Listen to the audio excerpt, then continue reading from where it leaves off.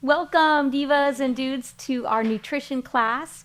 It is September 12th, and we are doing part two of really looking at how we measure our body composition and then what factors affect it, and really what the science says around that.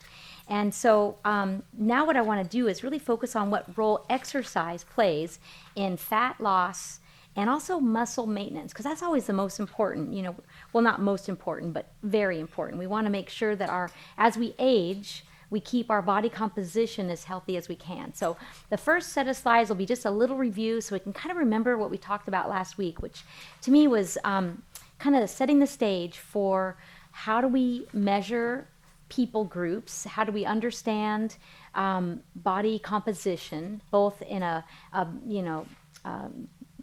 large setting, but also individual.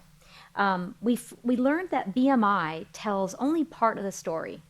Remember, we really talked about how body mass index offers really a poor representation of what's in the body's mass. It does give us some good ballpark figures, but so often we don't understand where the lines are drawn, where it's good information, and then we have to dig a little deeper. So that's what I tried to do for us last week. It doesn't do a good job in measuring the lean body mass, the bone density, and really where the fat mass is. It just tells us what does BMI measure? Height and weight. Yeah. So we want waist circumference to be a part of that too, because that gives us more ideas of our metabolic physiology and how our fat deposition, or where that fat is, really plays a role. The other thing that BMI doesn't really help us with is age and gender.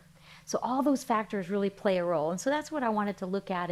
And the goal of these, last couple of weeks is to help us get some good tools, some walk-away tools of what should I do differently about my diet and exercise, because I know I'm already preaching to the choir because you guys are so conscientious about what you eat and how you take care of your bodies. And as an anti-cancer way of life piece, we are always looking for cutting edge information. So I always look at research. I always look at how to bring the research to you in a meaningful way that we can walk away with action items. So we know for sure that when we look at BMI, we have a range that helps us understand where we want to be. Surprisingly, we found from the research that I covered last week that it's kind of a U shape, especially when we look at age. So if you are at a higher age range, say past 55, it's not good, or your risk of mortality and morbidity go up at the ends of this range. So if you're at the low end, underweight, or of course if you're extremely obese, those are the spots, the high end of the U, where you have the most risk. The low end of the U is where you have the least amount of risk, and that's where we want to be. So the good news is normal and even a little overweight is probably the best spot to be. So, I think about years ago when I started getting excited about fitness. This was in the 80s. I know I'm dating myself. But there was a great book that was out called Covert Bailey. He was the author, Fit or Fat. And way back in the 80s, we were trying to really investigate, well, how much body fat is healthy, and how do we get the measurement that's going to tell us most accurately, are we fit or are we a little too fat? So, through the last 20 years, we've really started to get better at estimating and understanding how we measure just that. We know the lowest risk is in the green zone, so that normal weight range is so valuable. Anything higher than the yellow zone is where we start worrying about. So the orange and the red is something we have to really look at. But of course, for lower BMIs in the younger population, it's okay to be in those really low ends, so that bell-shaped curve doesn't matter. So message there, when you're helping your teenage family members, your young adults, don't let them just eat like kids. Encourage them to build healthy behaviors so that they never get past that green zone. Because waist circumference becomes the most critical. When we start seeing fat adiposity around your core, that's when we get seriously changes in your metabolism. So increased risk factors start to develop. Coronary artery disease, hypertension, and diabetes are really at the crux of the problems that occur with this, what we call metabolic syndrome. The liver gets inflamed. Of course, your pancreas isn't working as well.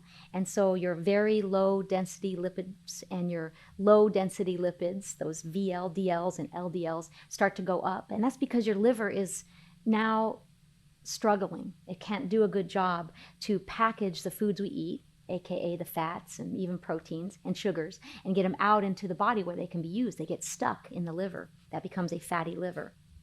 The HDLs, the high density lipids, those are the ones that are good scavengers around our bloodstream. So they move around the blood and they're dense, meaning they mainly have protein. They don't have the fluffy fat.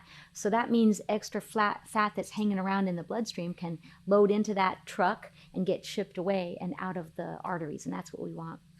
So dysfunctional adipose tissue is where we're worried. The pro-inflammatory cytokines, so inflammation starts to develop when we have this waist circumference that gets out of whack. I've talked last time about how the fat cells communicate, and it's just an amazing piece of research. Really, in the last few years, we've understood that the fat cells are much more metabolically important in communicating our health and wellness around the body. So I love that there is a very important role that the fat cells have. And it's kind of a yin-yang because it's involved in the homeostasis of our body. So if the fat cells are getting too thin, they say, hey, I want you to eat more. If the fat cells are starting to get too fat, it helps to turn down appetite, unless we have too many factors that are miscommunicating. And so we talked a little bit about that. So even a moderate fat loss will help increase your insulin sensitivity. And that's a really good thing because that's part of those key factors that influence the metabolic syndrome. The cardioprotection is really important too. And so the fat cells help communicate what's going on in those endothelial cells. The immune modulating, turning on the immune response. So again, all of these components are what the fat cells are involved in communicating around our body. And then I had fun last week, and again, this is just a review, but the fat cells that communicate, we used to think was just the brown fat, the metabolically active. It had a mitochondria, it had more blood flow, hemoglobin, so it looked red or brown. Now we know that even the white fat is metabolically active. It has some important functions in energy, in regulating hunger, glucose, and lipid metabolism. And so, gosh, so important to make sure that we keep those white adipose tissue cells in check. We want them to do what they're supposed to do and not turn into monsters. I mentioned that last time. Because when the communication goes wrong, that yin-yang gets really out of whack, and then we get this spiral down effect. That's when the fat cells then start promoting inflammation with those cytokines, and we start getting more inflammation, and that's when you get the metabolic syndrome. We think that that's kind of a new phenomenon in the past, couple of generations that we've seen metabolic syndrome, and that's because of our highly refined foods. So low nutrient, highly refined are really what we want to avoid.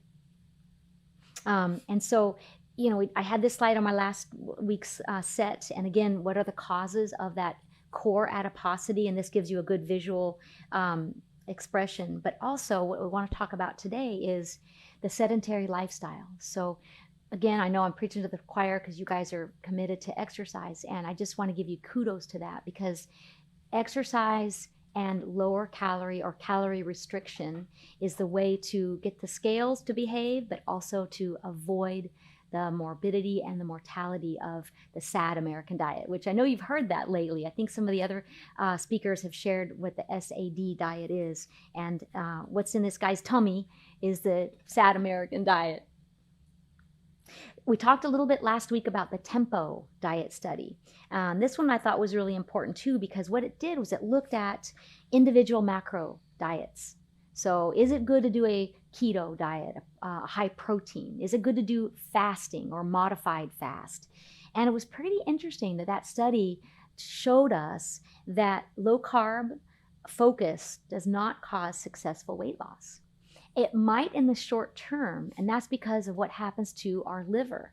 Our liver holds some reserves of energy, and it uses water to hold that energy. So as soon as we start burning off that glycogen, the scale changes. We might even feel a little thinner, but it's not really addressing the fat stores. It's addressing the sugar stores. So you have to be careful. High protein focus doesn't necessarily help either, unless there's another piece of the equation. High protein can preserve muscle, but not necessarily promote weight loss. And I mentioned this last time too, that when I was a trainer at Lifetime Fitness, I would see people coming in and dedicated to their exercise. And they would go downstairs and get their protein shake. And then they'd eat a big meal because they felt like, well, I earned it because I worked out so hard. And they would feel so discouraged because their fat mass really didn't change. And they'd say, yeah, but my muscle mass went up. Some folks do the special body composition analysis that's available, and they'll see that their weight might even have gone up 2 pounds, but they feel vindicated because their muscle mass went up, 5%. But when the reality hits them, they did not really reach their goal, and that was to decrease body fat, which would have been represented by a lower body mass index and most likely a reduced waist circumference. So we got to think of all the different ways to measure, but also to think about what does our physiology really need to get optimum wellness. So the low-fat diet, I think, really offers the best hope because it sort of ties in lots of things. If we think about what a low-fat diet looks like, it's going to have probably less processed foods. It's probably going to have less animal protein, not necessarily less protein, and it's going to give us a way to really track those concentrated calories so we don't accidentally get too much. Because we know that no matter what, even if it's a healthy food, you can get too much, and that will cause the body mass index and the waist circumference to go up. So I think low fat's a really great key. So what the science is suggesting on energy restriction, well, we know that it can improve our health parameters, hands down. So if you remember nothing from this series, 30% less on your plate will win. And if you had a chance to do some of the tracking I invited you to do, I wanted you to try to record your baseline. So don't really feel like you have to, reduce. This is, last week. Or if you still want to do it and you want to send it to me, I'd love it. Try to get your baseline, because in any scientific study, we want to know what's your normal parameters. What do you normally do for activity? What do you normally do for exercise? Because then we can create something that's valuable to create a change. If I had said, okay, here's a diet plan for you, and it really was more than what you used to eat, or even different macros, it probably wouldn't give you good results. So baseline is key. And then we realize that even just a small reduction really helps. In the studies I'm going to show you today, we looked at 500 calorie reduction, even up to 1,000, which albeit you would feel if you reduced your calorie intake by 1,000, but it wouldn't have to be for very long to start to change the physiology of those fat cells so that they aren't monsters anymore. The insulin level is not in a dangerous place anymore. And so it's amazing that it doesn't take much change to elicit the progress that we want. And exercise was always an important piece. Exercise plus energy restriction is so key. Notice here that exercise without energy restriction was unsuccessful in decreasing the fat mass. So that's the story I mentioned with my friends at Lifetime Fitness. They had exercise, but they didn't have energy restriction. And it's so easy to do when you have high-fat foods. I just started with a new gentleman yesterday, and he's actually a priest. And he described all the foods that he ate, and he was following the macro diet in the past, but every food he mentioned was very high fat. And it's sort of a remnant from the keto diet. We've sort of been brainwashed that foods like avocado and salmon and olive oil and butter are all, foods that you can eat. And they're certainly good foods, but as you're learning in your best foods list, they have to be added to the plate, not the center of the plate. So even like salmon is a great food, it's a very high fat protein source. So now what I want to really do is dig into exercise for today. Does more than just burn calories, it changes our physiology, both of the fat cell and of the muscle cell, and how they communicate, which I think is so fun. And so when we look at how does it affect weight, we look at a couple different components. Best results when exercise is combined with calorie restriction. So I mentioned that. And how much exercise? Well, that's going to vary a lot too. And just as I jump aside a little bit, the handout that I gave you, I tried to sort of summarize some key elements. And as I just jump over to this, I want to mention that under my move more every day, I say allow your style to age gracefully with you. All movement counts. 30% more than your normal will help keep the scale in check. Muscles need action. I made this little flyer because I wanted to help emphasize that exercise doesn't have to be what we have been taught. It doesn't have to be so hard that you can't move the next day. It doesn't have to include lots of different things. I'm going to show you today some of the research around components, but it doesn't have to be complicated. And I really believe that exercise needs to evolve with our ages. And so we aren't expected to do a CrossFit workout if A, that's not our thing, or we have some, subtle bone problems or achy joints. It would not be appropriate. So I want us to always be really okay with modifying and creating a workout that is right for you. The other thing that's interesting is a plateau. Energy compensation can absolutely happen. What do I mean by that? Well, your body is going to find a homeostasis. Our body always wants homeostasis. So when you hit a plateau, that basically means that your body has figured out how to fuel the activity that you're doing. So change is really stopped. And so I, again, go back to my, 20 years in the fitness industry, and I would see people with the exact same body. And it's because they did the exact same workout or a very similar workout. And there's a lot of guys on YouTube now that are so interesting that are really plugging this idea. And that is that if you think about the people in Hollywood and they have to change their physique for a movie, and wow, can they do it in a quick amount of time? And that's because they're very purposeful with every 30 seconds of their workout. They go in there primed and ready for action and goal of change. And so that's something we can use in our scenario, really thinking about how to avoid that energy compensation. We also love the fact that there's behavioral and physiological adaptations that happen with exercise. So we want to make sure that we benefit from those. With exercise, we have a better immune response. We have a depressed sympathetic nervous system.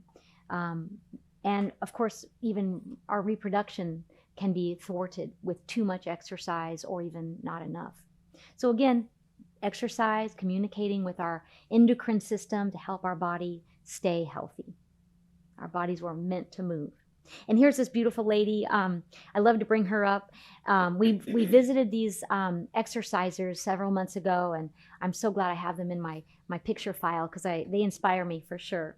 So now really looking at for fat loss and muscle maintenance, what type of exercise plus that calories restriction do we need to focus on if we're even 80 years old, like this little lady? She's 80? Yes. She started exercising at 80. Now, one little caveat is that when these ladies start exercising when they're older, they don't have to deal with old injuries, right? They're kind of fresh. And I think about that because I've been an exerciser since I was 11. And, I've got back surgery, ankle surgery. In karate, I injured my back. And so I read somewhere that your body really only has a good 30 years of good fitness. And I think, darn, I guess if I'd waited till I was 50 to do any exercise, maybe I wouldn't have had back surgery, ankle surgery, and all these, bumps and bruises. So take that for what it's worth. But so again, as we look at exercise, macros matter. We learned that from our previous study research. Carbohydrates are the primary fuel of exercise. So if you're engaging in a new style, you just increasing your workout by 30%, and you know you're going to push hard like those, folks in Hollywood. Is it important to have some carbohydrates before your workout? Yes. Yes. Yes. Now, I don't always say yes. Sometimes I have athletes that do really well on an empty stomach, but most of people do better with some calories on board because you can push harder. You're going to have that quick action of sugars. Now, be sure though that you don't eat too many calories, because you could theoretically have 200 calories as your snack before your workout. You burn maybe 350 calories in your workout, and then you get this post-workout, reward, and you get another 200 calories. Now you're positive calories. You really didn't lose any calories. So sometimes be careful with the amount of calories. 30% change isn't much. And it works for us in the other way too. Decreasing our calories by 30% isn't much. So I really like that too. So when we look at the best lifestyle changes for fat loss and muscle maintenance, it really comes down to that 30%. And again, that's what I wanted to play around with you guys. So anybody that has a baseline that you want me to look at, I'm going to help you adjust it by 30%. So you can just see what that looks like. I've been eating that way all week, and it's really, it's encouraging that it's quite small. For an example, a typical breakfast that I used to have on my baseline would be 2 slices of Ezekiel toast, like a tablespoon of almond butter, a teaspoon of hemp hearts, and my coffee, and then maybe some milk for my protein. And that would give me, like the soy milk, that would give me about 31 grams of protein. So I would only need to decrease the calories and try to keep the protein. Well, I could take out the bread and instead add yogurt. Now that's decreased my carbs because I've added the Greek yogurt. And I could, instead of having the tablespoon of the almond butter, I could do a teaspoon, and I could still keep my protein level up with the Greek yogurt, but I lost calories from the fat and some from the carbs. So it's a little tweaking, and it's really cool to see. And for a long time, I've encouraged that we don't need as much protein as we thought. And I still believe that. I don't think any group of Americans are getting inadequate protein, but it's the wrong kind of blend. So the mix of proteins, carbohydrates, and fats that make us have a surplus of calories is the issue. I don't think we've had inadequate protein. So when we lower our calories, we just have to be sure we don't lower the protein. You get me? Yeah. So 30% is the ticket. So today I wanted to look at this study, and really what this is it's a look at many studies. They group all, it's called a meta-analysis, and they look at lots of studies and they try to glean information from it to make some conclusions. So in all, there were 66 studies that worked in this meta-analysis. And so that made up 4,957 people. That's a lot. I love it when we have a big sample size. And you can do that when you glean information from lots of different studies. Their age range was appropriate because we're looking at how do we, age well, how do we retire with healthy lifestyles? So 55 to 70. All of them were at least overweight. Or obese. So again, in that the BMI range, it wasn't severe on either direction, in that low part of the curve. And half were from the US. Half of the people, half of those studies. The other half were from other countries. And then half of the number of people were both men and women. And then the other half were all women. So that's said in an important way because, per study, looking at women was a really important group because we tend to have more issues with weight gain, muscle loss, and of course, and important for us too, is bone loss. So it was great to see this blend. The duration was anywhere between 8 and 26 weeks, so not super long. And we know that we Americans are really good at losing weight. We're not good at keeping weight off. So again, we have to take it for what it's worth, but always thinking about, the lifestyle trends. And that's why, again, I put this little file together because a study is one thing. That'll give us information, but it won't help us to stick with the plan if we make it too rigid. And so eat light, eat foods close to the earth, move more every day, spice up your plate, Antioxidants abound in the beauty of the flavors from around the world. Those are the big elements that I always want you to have as a takeaway. And looking at the research gives us the knowledge to then apply the action items that we want. Okay? So exercise is key for sure. When we looked at this meta-analysis, we found that 50% of these studies looked at nutrition plus exercise. And then the other interventions or the other studies were just one. In fact, the tempo study that we looked at last week, it didn't really give the subjects an exercise plan. So it was one that looked at only nutrition. Remember, it was either a macro specific diet or the fast, the modified fast. But they did encourage the subjects to track their exercise, which I thought was good because it plants the seed, right? Because we all know that to have a healthy body, we've got to move and we got to fuel it. But not all of the studies were really specific in implementing something that they were going to evaluate in the study. So the training sessions were 3 times a week. They were either 20 minutes or 60 minutes. So note that. Some of them were 20 minutes. That's not long. So what do you think then would be the important factor? Intensity. If it's a shorter duration, it's going to be a higher intensity.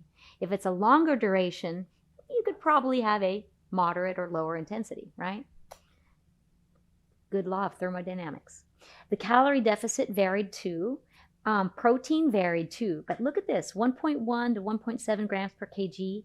And also remember, we're dealing with slightly obese, overweight. So the adjusted protein was based on their ideal body weight, not their current body weight. Because if you had somebody that was 200 pounds and they were, getting per kg, they were getting, 70 grams of protein, that would need to be adjusted to their ideal rather than their current body weight.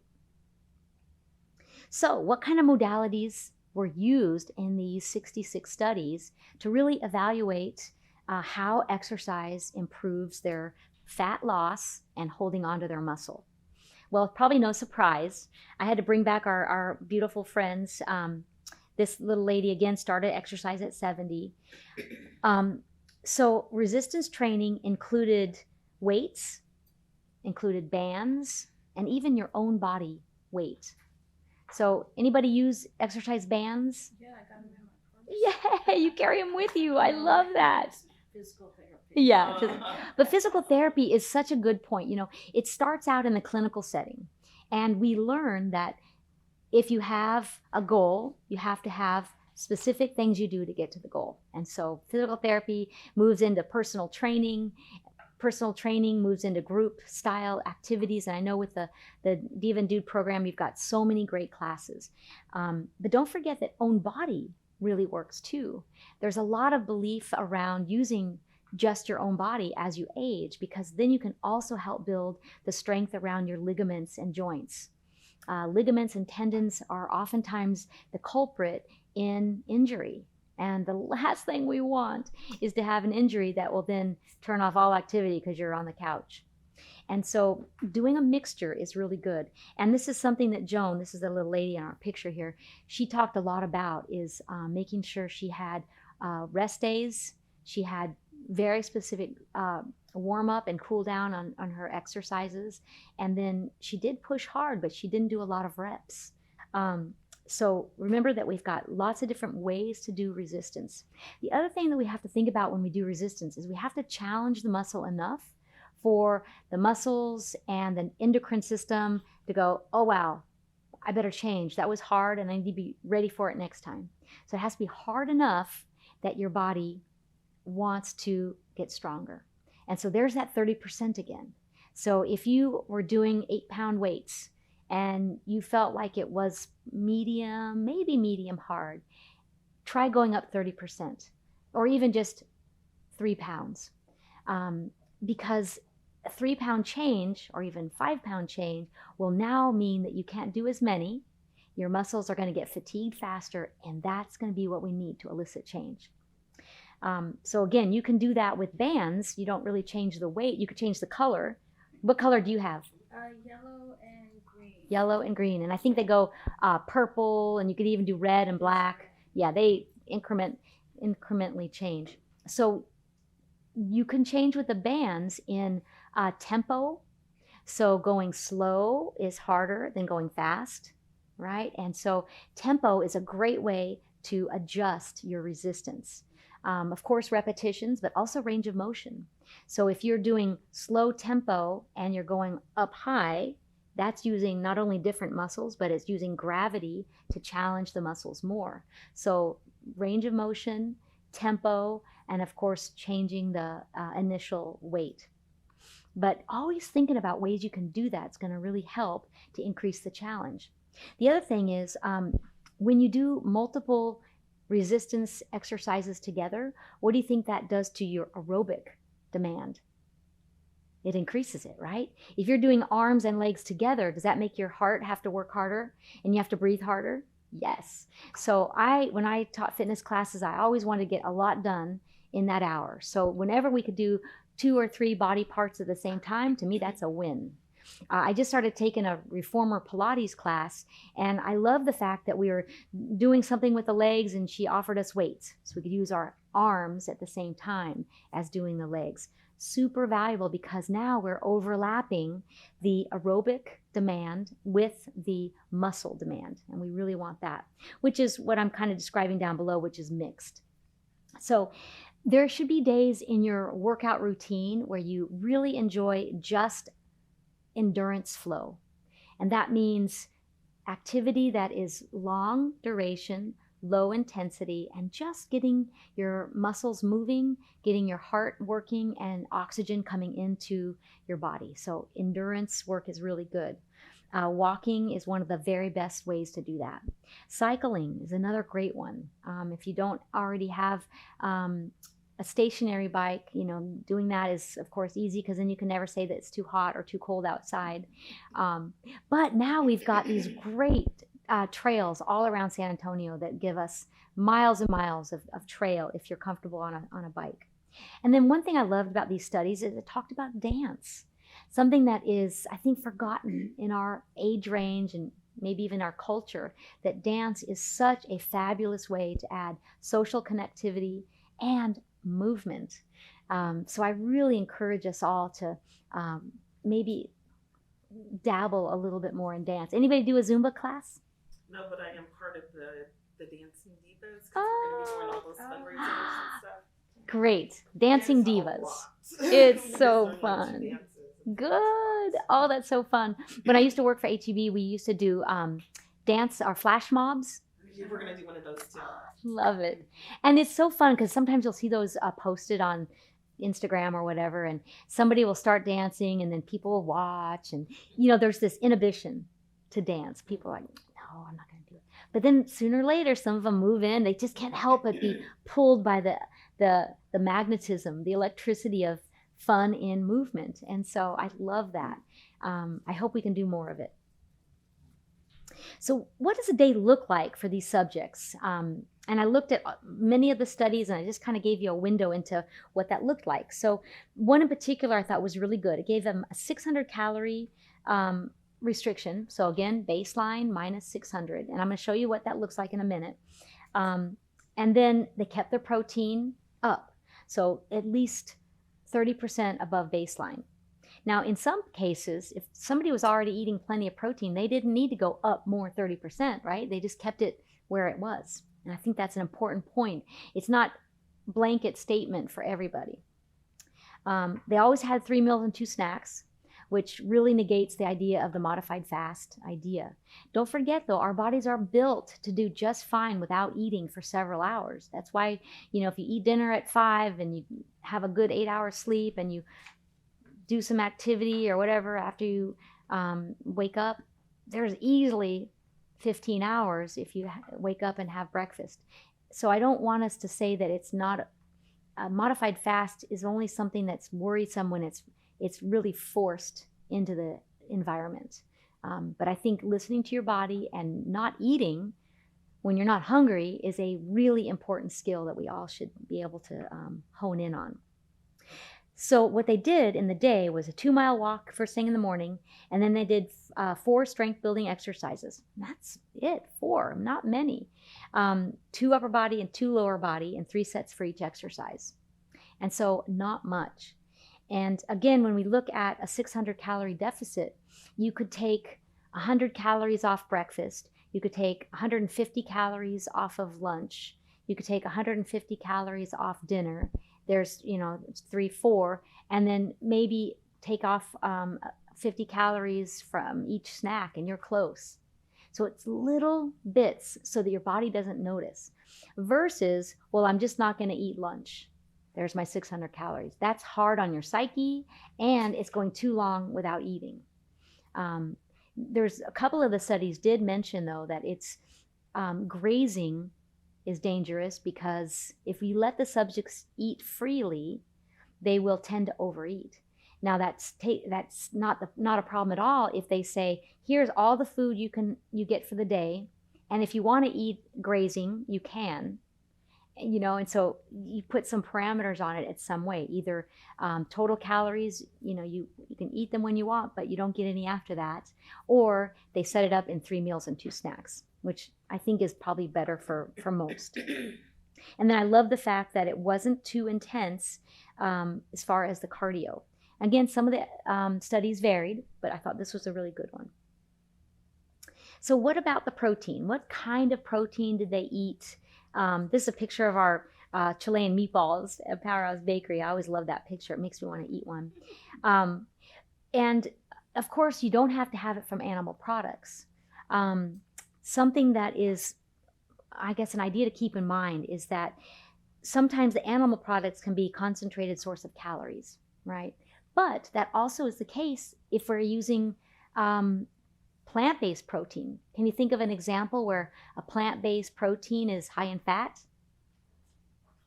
Nuts and seeds, right? High in fat, even though they're really good. Even tofu, one of my favorites. It's really a balanced food because it has moderate protein, moderate fat, and moderate carbs. And so if you focus on that food to get all your protein, you could end up getting too much fat. So even in a plant-based scenario, you want to find a few foods that are not going to be a big adjunct to your fat category. And so, those are a little bit harder to find, but whole grains have protein and carbs. So what really happens is when you start looking at protein in a 30% increase, you want to find 1 or 2 foods that's really easy to work with. So in my personal journey, I added cottage cheese, I added Greek yogurt, I added silk soy milk, 8 grams per cup, and it was only 80 calories. So I liked that. There was no sugar added, and the powers of science made that really work because it kept the protein up, calories were low, and no added sugars. So silk, the milk was really good. Silk soy milk. The other thing is that some studies were saying that when their calorie level was low and their protein was high, the subjects had really good energy and they didn't complain about being hungry.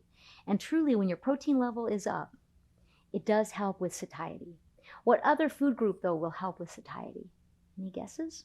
In that carbohydrate category? Nuts? Yeah, exactly. Fiber. The fiber in foods helps with satiety. So anytime I have a person that goes more plant-based, is kind of surprised that they feel fuller.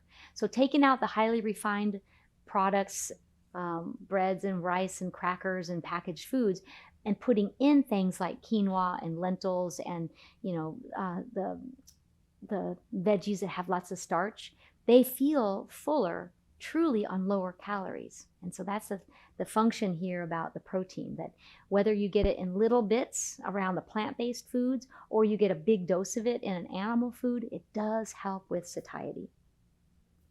The other nice thing is that it helps to attenuate the insulin response. When we eat a meal that's high in fruit, even though fruit is good, it can absolutely affect our insulin levels. And that, again, adds to the spiral around the metabolic syndrome. If we're always having a high insulin level, what does that do to our body? Well, it makes us insulin resistant. It doesn't work as well. So exercise plus calorie restriction, when we looked at all these studies in 2021, we found that exercise alone is not effective in achieving the weight loss goal. So kind of a summary statement there, really important. The umbrella review shows aerobic activity more effective in overall weight decline. And why do you think that is? That when we look at overall aerobic activity, more effective, and that's because we're burning calories. So if we're looking at that equation, how do we get the benefit of weight loss, hopefully fat loss? We've got to have a negative calorie balance. So for sure, exercise helps in getting that negative calorie balance. And remember, it's still kind of tweaked because we also have to think of how do we get that negative calorie balance and what do the macros look like. So resistance training will reduce muscle mass decline, and that's really cool. So adding a little protein, adding resistance exercise, and adding aerobic activity is the holy grail. So that's why my little picture here, we've got food, we've got the running shoes, those are terrible running shoes, by the way, and the weights. It gives you the idea that we have to have calorie restriction, we have to have mixed exercise, we have to challenge those muscles, and we have to keep the calorie load down. So healthy aging. Aging appears to be hormone regulated. So now let's think back on what the fat cells are doing when they turn into a monster, and we've got insulin resistance. We've got fat cells now promoting more fat adiposity because they again spiral down from the unhealthy chemicals. So aging will definitely follow those hormone regulations. The white adipose tissue acts as an endocrine organ, promoting the uptick in hormone regulation. So do we like the white adipose tissue? Well, we don't love it, right? So we don't want it to be too busy. We want to keep it at bay. We want to keep homeostasis intact. So we do that by making sure we don't feed it too much extra calories. And remember that fat calories are so concentrated that in the earlier slide when I said probably your best ticket is to still focus on low fat, I'm a real believer in that because the fat we eat goes to our liver, gets packaged very easily, goes right to the fat cells. Nothing really has to change, or at least not too much, in the physiology. Versus if we eat too much carbohydrate, there's a lot of change that has to happen turning those extra lentils into fat storage. Same thing with protein. In fact, protein takes the highest energy debt to digest. So if you eat lentils and soybeans and, Chilean meatballs, that digestion process is expensive. And that's a really good thing. That means you're burning calories just to eat calories. I like that. So we know that it's important to think of the fat cells as an endocrine, as a hormone regulator. Leptin, I think I told you a little bit about last week. I was involved in a very early on research study that looked at leptin. And so they are really in the spotlight, leptin and adiponectin. Those are the hormones that are controlling a lot of what's happening in our physiology. When leptin goes up, our appetite goes down, and that's good. That's what we want. But if it gets out of control, then that leptin doesn't have a good controlling mechanism anymore. The core adiposity is the culprit. It leads to low-grade inflammation, and that causes the imbalance in the hormones. Imbalance in homeostasis leads to cell death and thus aging. We don't want that. We want the holy grail of staying young. So I had given you this little outline, and the goal of giving you this outline was to give you a way to kind of measure, kind of evaluate the food groups. And And so I didn't want to suggest you had to follow those, but I wanted you to give you like a context to kind of see. And so secretly I wanted you to make sure you had a well-rounded eating pattern in the baseline that you created. And so once you do that, then we get to play around with how much change we can elicit. So I talked a little bit about what my plan looked like. And I almost felt compelled to add more meat in, which you probably know I don't eat meat, but I certainly do eat fish. And so then I looked at salmon and decided Salmon's not a great food when you're trying to lower your total calories and fat because it is so high in fat. So what would be some other fish options that are really lean? What about White shellfish? Yes, and whitefish, you bet. So tilapia, of course, shrimp, tuna, and so those are the ones I chose. And again, I've mentioned on my breakfast, I took off some of the fat because I knew that was so concentrated in calories. I left the hemp hearts, and instead of having 2 pieces of toast, I got rid of one, 80 calories. I added in 80 calories of a high protein Nancy's yogurt, and I got 22 grams of protein from that yogurt instead of the 5 grams from my toast. So like, well, there I go, perfect. For the dinner and the lunch meals, a little easier because again, we're not tied to what breakfast normally is, but I made lentil patties. And so each lentil patty is 14 grams of protein and only 110 calories. So again, my ratio was really specific. Instead of having the nut butters, I would have the whole nuts. Instead of having the high-fat meats, of course, I don't really do those, but sometimes if you're going to add a meat, pick the leanest one you can. So lean ground turkey, and it doesn't really change the flavor much at all. I had a little girl I did a cooking class for, and we used extra lean ground turkey instead of beef, and she loved the meatballs. And her mom said she doesn't eat turkey. She doesn't like it. But I said, you know, if we season it well and we present it with good color and good texture, I bet she's going to like it. And so lo and behold, she did. And so still adding the basis to our best foods list. So we know we want to have foods that we use as proteins. We know we want to have the carbohydrates that we pick that are still high in protein.